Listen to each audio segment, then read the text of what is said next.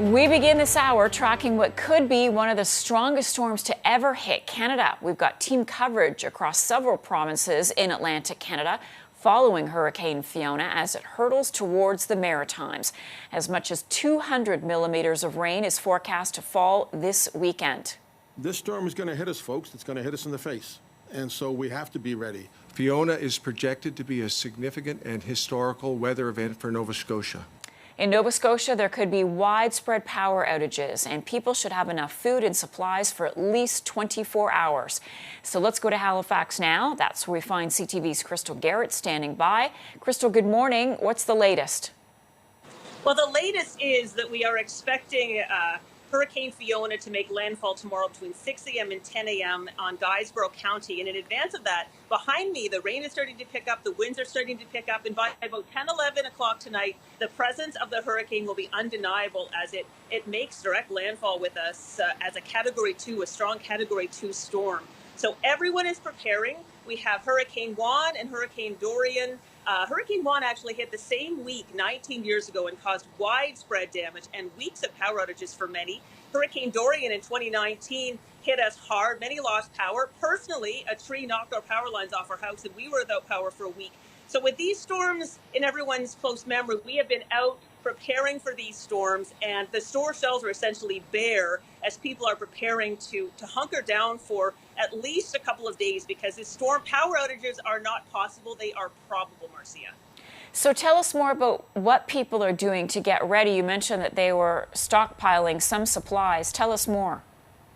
Yes, I will. So in preparation for the storm, for example, Nova Scotia Power already has 800 people on standby to respond. This morning, with the rain already, 5,000 outages were reported, but they have since been restored. Power outages are going to be an ongoing issue, and there are crews on standby in New Brunswick and the USA to come help more with the restoration efforts, because when the storm is in full effect and power goes out, it could be several hours or even days before power is restored, because crews don't like to send the line trucks out when winds are higher than 80 kilometers an hour for everyone's safety. As well, we have delays and cancellations in air, bus, and ferry travel. The Confederation Bridge will be on a restricted schedule tonight and into tomorrow. We have lots of cancellations, including all provincial and national parks, which will be closed as of noon today, and anyone in the parks will be removed. And I should also mention that the Shubenacadie Wildlife Park has taken precautions for the animals. They are actually being moved inside their night dens or even brought indoors and given extra food and water in case officials can't get to them in time if the storm is severe. CTV's Crystal Garrett. Crystal, thank you for that update. In Sydney, Nova Scotia, people say they're as prepared as they can be for Fiona. CTV's Kristen Ashgute spoke with some people this morning who were out for their morning coffee. What did I do prepare? Put everything away I could, tied everything down, did a lot of praying. It's going to be a bad one. So the hatches are all down and ready to go. If it's anything like the storm back then in '74, the power will be out for quite a while. I hope we don't get it as bad as that, but the predicting is pretty. It's like a direct path into the Cape Breton Island, right? Like we're prone for flooding here. Hopefully we won't get too much flooding, right? All right, let's turn to Newfoundland and Labrador. NTV's meteorologist Eddie Shear is in St. John's for us this morning, where, Eddie, it looks absolutely picture perfect behind you. Yes, Marcy, we're in the midst of a lovely fall day here across eastern Newfoundland. It's about 20 degrees, a little breezy. You'd never know there's a hurricane kind of lurking not too far offshore, but it certainly is. And Hurricane Fiona is not only going to pack a punch to the maritime provinces, but portions of Newfoundland are also going to see some very high wind speeds potentially around the Port aux Basques area, the south coast, southwest coast of the island.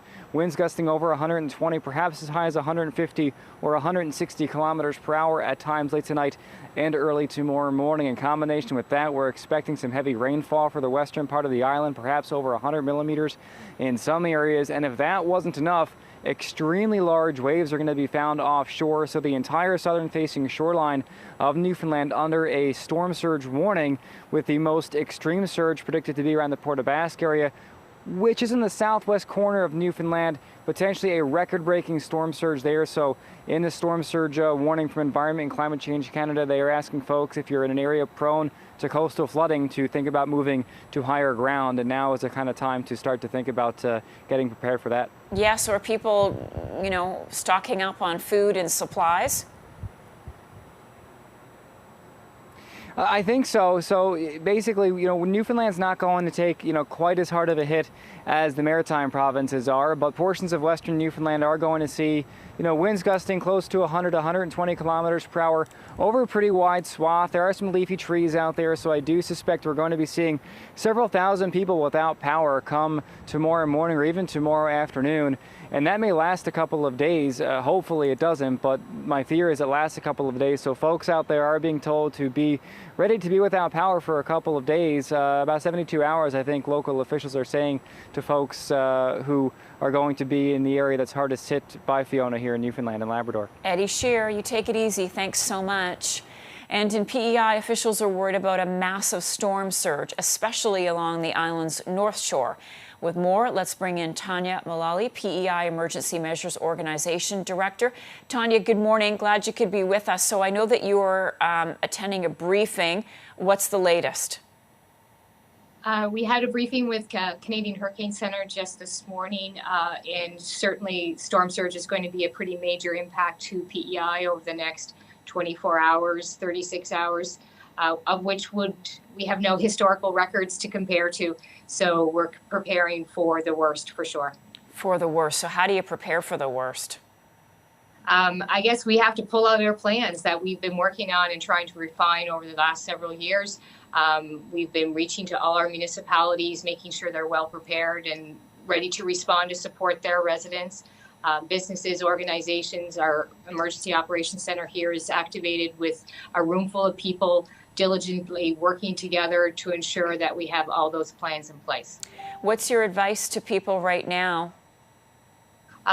Well, our window of preparedness is kind of closed at this point. We are already seeing, it's not a nice day here as it might be in Newfoundland, but currently right here we have dark clouds, rain and wind, and it's going to continue to increase through the day. You know, up around midnight is when we are going to start to see the most significant of impacts in those winds and rain overnight. Tomorrow is where we're going to be concerned around people staying put, not getting out in the roads while those winds are most damaging, staying away from coastal areas where those winds and the waves could be quite significant. So is it a sort of a blessing, if you will, that it's happening on a weekend?